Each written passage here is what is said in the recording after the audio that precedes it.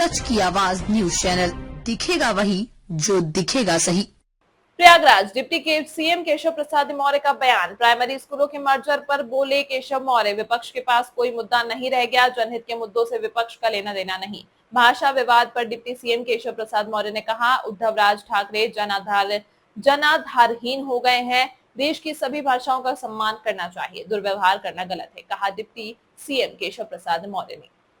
UP के अंदर Samajwadi party अपने गुंडों, अपराधियों, माफियाओं को आगे बढ़ाती है और बिहार में राष्ट्रीय जनता दल वो अपने गुंडे, अपराधी, माफियाओं को बाहर दौड़ाते हैं जिससे सरकार बदनाम हो।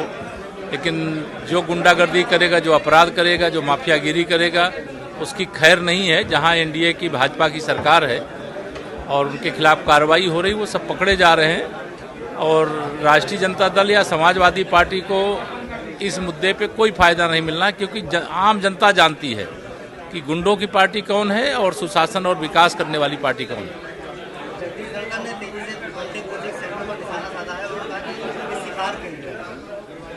देखिए, क्या विषय को लेकर के उन्होंने बोला है मैं नहीं जानता हूं, लेकिन कोचिंग सेंटर तो बहुत सारे चल रहे हैं, इसमें कोई दो राय नहीं है। हमारे बहुत सारे बच्चे ऐसे हैं जो कोचिंग सेंटरों में जाते हैं, वहां से अपनी तैयारी करते हैं। लेकिन अगर धनखड़ जी ने कुछ कहा है तो उस पर मेरी ओर से कोई टिप्पणी नहीं।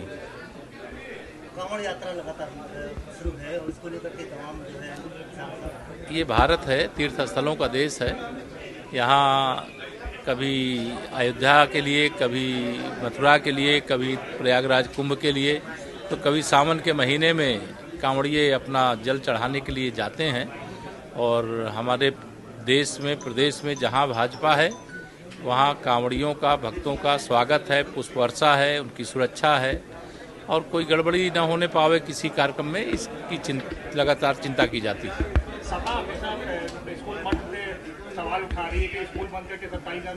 देखिए, माननीय उच्च न्यायालय के सामने मामला आया था। माननीय उच्च न्यायालय के निर्णय आने के बाद सपा की टिप्पणी खोखली है, अब उनको कुछ बोलने का नहीं है।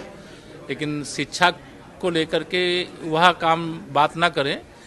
भारतीय जनता पार्टी की सरकार थी, श्री राजनाथ सिंह जी शिक्षा मंत्री थे, उस समय उन्होंने नकल अध्यादेश लागू किया और शिक्षा की गुणवत्ता में व्यापक सुधार हुआ। समाजवादी पार्टी की सरकार आई, उसने नकल अध्यादेश को समाप्त कर दिया।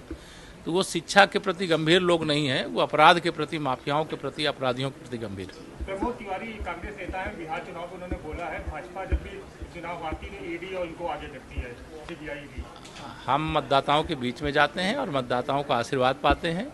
और 2024 लोकसभा चुनाव के बाद 4 राज्यों में विधानसभा के चुनाव हो चुके हैं, जिसमें 3 राज्यों में कमल खिल चुका है, भाजपा की सरकार बन चुकी है और बिहार में भी बनने जा रही है और आगे जितने भी राज्यों में विधानसभा होंगे वहाँ बनेगी। और यूपी में भी तीसरी बार प्रचंड बहुमत की भाजपा सरकार, 325 का आंकड़ा हम लोगों ने 2017 में प्राप्त किया था, 2027 में भी इस आंकड़े को दोहराएंगे।